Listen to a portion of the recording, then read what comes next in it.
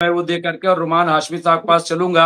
यदीप साहब ने कहा यूएनओ में वीटो करने के वजह से इंसाफ पसंद लोगों ने यूएस महिला प्रतिनिधि के खिलाफ शर्म करो के नारे लगाए, क्योंकि वीटो करने वाली वहां जो नुमाइंदा थी वो खातून थी। तो इस तरह के, इसके अलावा हसन रिजवी साहब लिखा, यहूदियों ने $बिलियन खर्च कर रहे हैं ताकि इजराइल को जीता हुआ दिखाया जा सके। शायद वो भूल गए हैं कि हम किस कंगाली की तरफ जा रहे हैं। नुकसान बहुत बड़ा है इजराइल का, इसमें दो राय नहीं, और सब इस चीज को समझ भी रहे हैं कि कितना बड़ा लॉस जो है। यहाँ एक मोहम्मद आरिफ साहब आए हैं, कतर पे पहला हमला हुआ तो अरबों, ये इस तरीके की जबान नहीं, और अब 20 लाख की सेना बनाने के तैयार हो गए हैं, लेकिन पिछले 2 सालों से गाजा में जेनोसाइड हो रहा है, तब सिर्फ निंदा के अलावा कुछ नहीं कर रहे थे। ये ठीक बात है। तो बहरहाल रुमान हाशमी साहब क्या कहेंगे आप? आपने बातें सुनी, आखिरी कमेंट के तौर पे किस तरह से इसको देखें, क्या नतीजा क्या निकलेगा, क्या कुछ ये गाजा का मसला कैसे हल होगा, क्योंकि 2 रियासती हल पे भी इजराइल तैयार नहीं हो रहा है। अप्रूव कर दिया इस बात को कि 2 स्टेट सोल्यूशन जो है वो एक्सेप्ट नहीं करते। फलस्तीनी स्टेट को इजराइल एक्सेप्ट नहीं करेगा। ये तो इजराइल के पार्लियामेंट नेसेट में पास हो गया है, मगर इजराइल का ये इल्ज़ाम है, और उसी इल्ज़ाम के बुनियाद पे हमास को एक टेररिस्ट ऑर्गेनाइजेशन डिक्लेयर करके और हमास के नाम पे फलस्तीनी आवाम को और बच्चों को कत्लेआम जो जेनोसाइड हो रहा है, एक जनरेशन ख़त्म किया जाए। और क्योंकि आप देखें ना, जो भीड़ नजर आती है, अब फलस्तीनी जवान कहाँ नजर आते हैं? 15 साल 16 साल के बच्चे मैक्सिमम, जो 20-20 किलोमीटर दूर चल के, 17 किलोमीटर 16 किलोमीटर दूर चल के जो जहाँ पे बट रहा है राशन, खाना, फूड, जहाँ पे और वहाँ गोलीबारी भी करते हैं अमेरिकन मिशनरी जो है, वहाँ पे फौजी कॉन्ट्रैक्टर जो है, वो इजरायली फौजी जो मार रहे हैं, उसमें कौन है? चाहे आपको बूढ़ा नजर आएगा, औरतें नजर आएंगी, और 15-16 साल के बच्चे मैक्सिमम, ये एज, जवान नजर आते ही क्या है? फुटेज में आप देखिएगा। तो एक कत्लगारतगिरी चल रही है, हजारों को उठा के डिटेंशन सेंटर में डाल दिया है और खामोश है। और एक बात और भी बड़ी मजाकखेज लगती है कि एक नेटो के पैटर्न पे इस्लामिक अलायंस आर्मी का 20 लाख बना रहे हैं। अरे भाई, पहले ये क्लियर करो ना, फिर उसको डिसमेंटल करो। जो एक इस्लामिक यूनिफाइड आर्मी बना रखा है जनरल राइल के कमांड में, जिसके कमांडिंग चीफ जनरल राइल है, तो वो क्या कर रही है? वो किस लिए है? पहले उसको डिसमेंटल करो, उसके बारे में व्हाइट पेपर जारी करो, फिर ये क्या कर रही है? ये क्या है? दूसरी बात, भारत का जहां तक चीन का मामला है, भारत के पास कोई ऑप्शन नहीं है कि चीन के पास जाने का, क्योंकि दोनों का जो बॉर्डर पे तनाजा है, जो क्लेम है अरुणाचल प्रदेश से लेकर के और लद्दाख तक के ऊपरी हिस्से पे चाइना जो क्लेम करता है और आए दिन इन्फिल्ट्रेशन करता है, इन चीजों को लेकर के इंडिया और चाइना के बीच में एक स्टैंड ऑफ है, वो तनाव तो है। और ये उसकी वजह है यही कि ये जो ऑपरेशन सिंदूर हुआ, पाकिस्तान की जो आर्मी है, एयरफोर्स है, उसके पास 82% ज्यादा हथियार तो पाकिस्तान चाइना का है। क्यों दे रहा है? लेटेस्ट हथियार दे रहे हैं, 19 J-35 भी दे रहा है, जो F-35 के बराबर माना जा रहा है, वो भी दे रहा है चाइना पाकिस्तान को। और लेटेस्ट Q-21 समथिंग इस तरह करके एयर डिफेंस सिस्टम नया जो है वो भी देने जा रहा है। और सबसे बड़ी बात यह है, ये चाइना का जो वेस्ट स्काई चीन की तरफ, जो कश्मीर का जो पार्ट चाइना की तरफ है, वहाँ जो वेस्टर्न कमांड है चाइना का, उस वेस्टर्न कमांड के अंदर पाकिस्तानी आर्मी को उसने मर्ज कर रखा है अपने साथ, पाकिस्तानी ऑफिसर उसके साथ मर्ज है। और ये जो ऑपरेशन हुआ, जिसमें पाकिस्तान का क्लेम है कि हमने राफेल इतने गिरा दिए मार के और मिराज 2000 गिरा दिए, वो 2019 से joint air force already practice में लगा हुआ था पाकिस्तान और चीन 2019 से। किसकी तैयारी कर रही थी? हम तो तैयार ही नहीं थे। इस चीज को नजर गई होगी, लाइटली ले लिया, बट 2019 से लगातार पाकिस्तान और चाइना एयरफोर्स प्रैक्टिस जो कर रहे थे, वो किस चीज की प्रैक्टिस थी वो सामने नजर आ गया ऑपरेशन सिंदूर के समय में, जब सारा उठा करके उसने अपना टोटल सेटेलाइट तक पाकिस्तान के हवाले कर दिया। ऐसे में जो डोनाल्ड ट्रंप की यही चिंता है, उनका ये जो बगराम मांग रहे जो अफगानिस्तान का फॉरेन एक ऑफिशियल्स है जाकिर जाकिर जलाल, कुछ ऐसा टेक्स्ट पे जो पोस्ट किया है कि जो 2021 में जब डोनाल्ड ट्रंप का फर्स्ट टर्म था प्रेसिडेंटशिप का, उस वक्त ही ये एग्रीमेंट हो गया था कि बगराम एयरपोर्ट हम नहीं देंगे। उसके बावजूद मांग रहे हैं। इसका मतलब ये है कि अफगानिस्तान के पहाड़ से सर टकराने के बाद भी बगराम एयरपोर्ट का जो ख्वाब है उनके दिमाग से निकला नहीं है। ये एक्स पे उसके ऑफिशियल पोस्ट कर रहे हैं इस तरह के। और अभी लेटेस्ट पोस्ट एक आपदा दिया जो बदले में अमेरिका के 2 शहर का डिमांड कर रहे हैं। तो ये तो रिलेशन हुआ अफगानिस्तान का और ये तालिबान हुकूमत का और अमेरिका के बीच का जो ट्रंप ने बगराम मांग रहे हैं। बट सवाल ये है कि क्या होगा जो वीटो कर रहा है लगातार। अमेरिका हर बार वीटो कर रहा है, फिर कर दिया वीटो सीज फायर को लेकर के। तो एक जो रियल एस्टेट डेवलप करने की जो बात है, अभी इजराइल के का एक जो रेडिकल एक्सट्रीमिस्ट मिनिस्टर है उसने कंफर्म किया है कि अमेरिका के साथ बातचीत चल रही है कि गजा को खाली करा करके वहां पे रिजोर्ट्स, एक प्रीमियम रियल एस्टेट जो एक रिजोर्ट्स क्रिएट किया जाएगा और उससे एक मोटी कमाई होगी। प्लस जो मिनरल्स हैं हाई सी में जो गैस है उसकी एक्सप्लोरिंग होगी और जो कैनाल निकालने की बात है सुएज कैनाल के पैरेलल लेकर के गजा से वो निकालने की बात होगी। तो ये प्लानिंग है जिसकी वजह कर ये दबाव में है कि गजा में उस वक्त तक फलस्तीनियों का कत्लेआम होता रहेगा जब तक रफा बॉर्डर नहीं खुलता है, जब तक इजिप्ट तैयार नहीं होता है कि वो सिनाई में एक कॉलोनी बसा दिया जाए फलस्तीनियों की, जहां वो जाए, या दूसरे ममालिक तैयार हो जाए अफ्रीकन कंट्री जहां 22 लाख फलस्तीनियों को निकाल के वहां पे ट्रांसफर कर दिया जाए, तब तक ये सीज फायर नहीं होगा। तो ये तो सिनेरियो नजर आ रहा है। अभी 65,000 कत्ल हुए फलस्तीनी, लेकिन एक और जो रिपोर्ट आ रही है वो रिपोर्ट तो लैक्स में आ रही है। इंटरनेशनल फोरम पे ही जो ह्यूमन राइट एक्टिविस्ट हैं, जो डिफेंस एक्सपर्ट्स हैं, उनके जो शोज आते हैं उसमें जो देख रहे हैं उससे तो ये लगता है कि 1.5 लाख से 2 लाख के करीब फलस्तीनी अब तक मारे जा चुके हैं। आबादी काफी ज्यादा ड्रॉप हुई है, 7 से 8% आबादी ड्रॉप हो गई।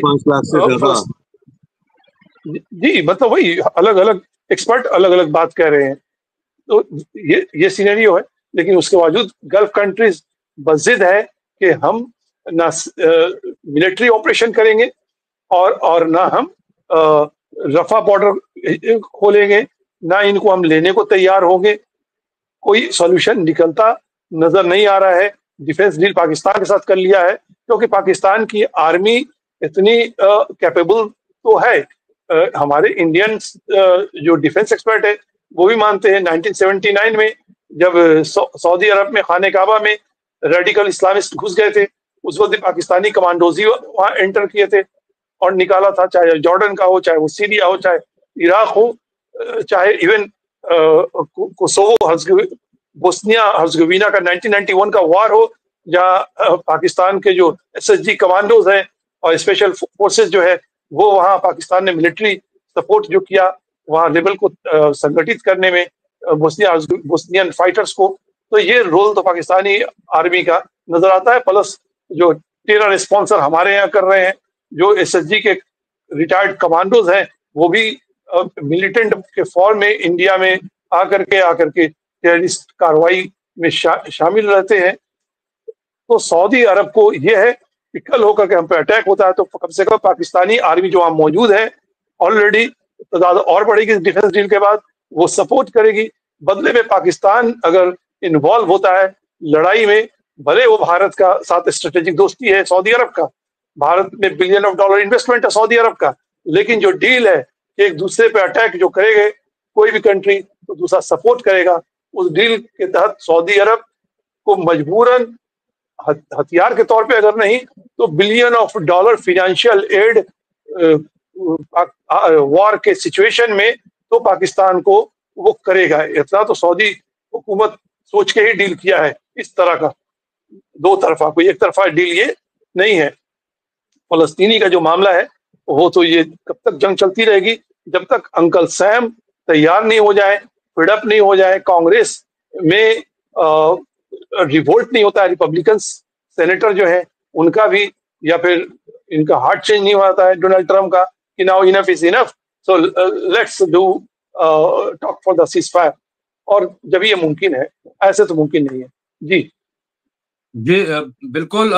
राशिद रिजवी साहब जो बात कर रहे हैं, अच्छा अभी नसीरुद्दीन साहब लिखा, जर्मनी के चांसलर और मिनिस्टर पर मुकदमा दर्ज किया गया है कि उन्होंने जिस तरह से मदद की इजराइल की, इसको लेकर के वहां तो इस तरीके की चीजें चल रही हैं। लेकिन कैसे देखते हैं यहाँ पे राशिद रिजवी साहब, क्या क्या रास्ता निकलेगा यहाँ पे? परवीन गुलबशाह साहिबा का भी हम ले लेते हैं, गया बिहार से हैं। वीटो का मतलब ही है जमहूरियत को कत्ल करना, संयुक्त राष्ट्र ऑर्गेनाइजेशन ही खत्म हो गया है, तो वीटो पावर कहाँ से आ गया?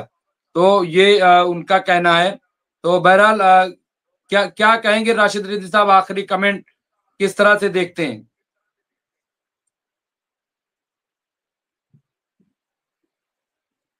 के मोड़ के ऊपर लाखों लोगों की जिंदगी है। वो आदमी अगर चाह लेगा तो वो जिंदगियां बच जाएंगी, उनके घर बच जाएंगे। अगर वो नहीं चाहेगा तो उनकी जिंदगियां खत्म हो जाएंगी। ये बहुत अफसोस की बात है। सब कुछ एक आदमी के ऊपर, जहां पर एक आदमी के मूड के ऊपर सारी चीजें आती हैं, वहां पर डेमोक्रेसी नाम की कोई चीज नहीं है, वहां पर तानाशाही कहते हैं उसको। कि तानाशाह का मूड अगर हो गया नरम तो आपकी बल्ले बल्ले, अगर मूड गर्म है तो तुम गए। तो ये हाल चल रहा है पूरे दुनिया का। ये अमेरिका चाहता तो यूक्रेन रशिया का वॉर भी रुक जाता, ये अमेरिका चाहता तो इजराइल और फिलिस्तीन का वॉर भी रुक जाता। ये खुद ही नहीं चाहता, ये लोगों को लगा के अपने जाती मफाद निकालता है। इसको पता है कि हमारे फायदे कहाँ कहाँ पर हैं। अफगानिस्तान का उसने मांगा अपना एयरबेस, क्यों मांगा? उसको चाइना खटक रहा है। वो चाइना, रशिया, इंडिया सब पर नजर रखने के लिए उसको एक सेंट्रलाइज जगह चाहिए थी। फिर से ये उधर लौट के आ रहा है और आना चाहता है। और अगर वो चाहेगा तो अफगानी उसको रोक नहीं पाएंगे, इतना आप समझ लीजिए। क्योंकि इनकी सरकार भी अमेरिका ही लाया है, इनकी सरकार भी अमेरिका ही लाया है। वहां के प्रेसिडेंट को खामोशी से एक फोन आया कि सामान उठाओ और वहां से निकल आओ, और बहुत आसानी से सरेंडर कर दिया गया, पूरा देश तालिबान को दे दिया गया। तो अब आप ये मत सोचिए कि एक आदमी कुछ नहीं कर सकता है, एक ही आदमी तो सब कुछ कर रहा है। जी मुमताज साहब। तो अब ये एक आदमी पे डिपेंड हो गया है। अब मुझे नहीं लगता है, मुझे तो, मैं इस उम्मीद में हूं कि जरूर रास्ता निकलेगा और ये कत्ल गारतगरी रुकेगी। आखिर में फिरोज बख्त अहमद साहब, आप एंडिंग कमेंट दे दें, सदारती खुतबे के तौर पे आप प्रोग्राम को एंड करने, टाइम हो गया है। और अगर कोई कुछ कहना चाहे, अगर कोई बात है तो जरूर एक आध मिनट में कह सकता है। फिर फिरोज बख्त साहब अगर कोई, जी फिरोज बख्त साहब।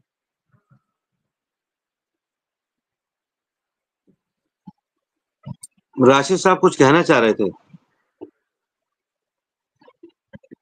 अच्छा, नहीं बस मैं तो यही कहूंगा कि देखिए, मतलब मैं कोई चीज दोहराना नहीं चाहता। सभी हमारे काबिल दोस्तों ने सारी बातें कह दी हैं, अंदोनाक बातें हैं, दर्दनाक बातें हैं। बस यही है कि हम जो कर सकते हैं अपनी जानिब से वो करना चाहिए। आज जुमा था, जुमे की नमाज में मैं अपने घर के सामने अव्वल वक्त में पढ़ता हूँ, पहले होती है 12:50 में, वहां गया, नमाज पढ़ी तो इमाम साहब दुआ कर रहे थे, सारी दुआएं हो गई, सबके लिए हो गई। मैं ये नोट कर रहा था कि क्या गाजा के लिए, फलस्तीन के लिए होगी दुआ। जब दुआ खत्म होने लगी, उन्होंने कहा अल्हम्दुलिल्लाह रब्बिल आलमीन, तो मैंने कहा हजरत जी थोड़ी सी दुआ फलस्तीन और गाजा के लिए भी कर दें। तो उन्होंने बहुत अच्छी दुआ करी। तो मैं बस ये कहता हूँ कि हम लोग दुआ करते रहें, और जिस तरह से अगर कोई भी मौका मिला दवा का तो दवा भी करें, क्योंकि ये बड़ी दर्दनाक चीज है। हम डिस्कस करते हैं, मैं खाना खाता हूँ तो गले से मेरे उतरता नहीं है, मैं सोचता हूँ कि उन लोगों का क्या है, ठीक है। तो बड़ी कुर्बानियां दे रहे हैं और बड़ा अफसोस होता है। बस दुआ यही करिए कि भाई उन लोगों के हालात बेहतर और बरतर होते हैं। जी आमीन। बिल्कुल, और मुझे लग रहा है कि ये जिस तरह की चीजें हो रही हैं, अगर इसमें कामयाबी अमेरिका और कब्जा करने और ये सब करने, तो हालात इस जंग तो ये नहीं रुकेगी, ये आप मान के चलिए। हमास सरेंडर नहीं करेगा, हूती सरेंडर नहीं करेगा, ईरान जो है वो सरेंडर नहीं करेगा, तो और ये नहीं सरेंडर करेंगे तो जंग रुकेगी नहीं। आज फिर आप देखिए कासिम नईम का बयान आया है, फिर उन्होंने उसी जज्बे के साथ बयान दिया है जो हिजबुल्लाह के चीफ है इस वक्त। तो ऐसा नहीं है कि ये लोग सरेंडर कर देंगे। और उन्होंने कासिम नईमी ने मुमताज भाई सऊदी हुकूमत की तरफ भी दोस्ती का हाथ बढ़ाया है, सालिसी की बात की है, एक दूसरे को समझने की बात की है। जी जी बिल्कुल, और उन्होंने हाथ भी बढ़ाया, और उन्होंने एक बात जो कही कि अब इजराइल जवाल पजीर है बिल्कुल, और वो मतलब ठीक है, और जब तक अमेरिका का देखिए साथ है, लेकिन अमेरिका में भी मैं आपको बता रहा हूं हालात अच्छे नहीं है। डेमोक्रेट्स में भी दो हिस्से ऑलरेडी बन चुके हैं। अब ये कि कब वहां पे बहुत बड़ा कोई वो आए, वो देखने वाली बात होगी, लेकिन ये आप समझ लीजिए कि लावा बिल्कुल पक चुका है। वो कब फटता है, कैसे, क्या अंदाज उसका होगा, बस दुनिया इसके इंतजार में है। और जो कहिए कि यहाँ पे ये जाएंगे और कब्जा करके और हुकूमत वहां कायम करके और अपना सब बना लेंगे, ये भूल जाएं, ऐसा हरगिज फिलहाल होने वाला नहीं। बस ये है कि मासूमों की जान जा रही है। हमारा देखिए सबसे बड़ा जो है वो चाहे जहां के हों, यूक्रेन में भी चल रहा है रूस से, तो उसकी वजह से भी दुनिया में आप देखिए कितनी परेशानियां, महंगाई बढ़ती जा रही है, रोजगार सिमटते जा रहे हैं। आए दिन हम लोग सुनते हैं कि इस कंपनी से इतने लोग निकाल दिए गए, उस कंपनी से इतने लोग निकाल दिए गए। कहाँ जाएंगे? लोगों की ईएमआई है, लोगों के बच्चों की फीस है। अगर वो प्राइवेट जॉब से निकल जाता है, दूसरे दिन वो रोड पे आ जाता है, क्योंकि उनके पास इतना बैंक बैलेंस भी नहीं होता है कि वो सरवाइव करे 2 महीने तक। तो ये तमाम जो सिचुएशन है, न जाने कितने लोग खुदकुशी कर रहे हैं। तो इसको आप ये ना सोचिए कि ये कोई अलग चीज है, नहीं, सब एक दूसरे से कनेक्ट है। या आप मान के चलिए सब एक दूसरे से कनेक्ट है। आज अमेरिका से जो लोग वहां से भगाए जा रहे हैं, निकाले जा रहे हैं, क्यों? क्योंकि अमेरिका वहां के लोगों को ये बता रहा है कि देखो तुम्हारी जॉब हम सिक्योर कर रहे हैं, तुम्हारी जगह हम सिक्योर कर रहे हैं, बाहर वालों को हम बाहर कर रहे हैं। ये बताने के लिए एक वक्त आया था जब सऊदी अरब में भी इस तरह की चीजें की गई थी, लोगों को बताने के लिए कि देखो हम बाहर वालों को इतना नहीं, तुम्हें ज्यादा और तुम्हारे लिए सहूलतें। लेकिन इसके बावजूद मैं आपको बता रहा हूं कि दुनिया इस चीज को समझ रही है। बहरहाल हम अच्छा ही चाहेंगे कि अच्छा हो सब कुछ, किसी का कत्ल ना हो, सब अच्छी जिंदगी गुजारें। लेकिन बहरहाल जो अल्लाह की मर्जी, जो भी होता है उसी की वजह से होता है, उसी की मसलहत है। वो कैसे कहाँ पे क्या करेगा, हम सब दुआ ही कर सकते हैं। बहुत बहुत शुक्रिया रोमान हाशमी साहब, सैयद रोमान हाशमी साहब आपका बहुत बहुत शुक्रिया। एडवोकेट रेशमा हनीफ साहब आपका बहुत बहुत शुक्रिया। फिरोज बख्त अहमद साहब आपका, और एडवोकेट राशिद रिजवी साहब आपका, सबका बहुत बहुत शुक्रिया। शब खैर, गुड नाइट, जय हिंद।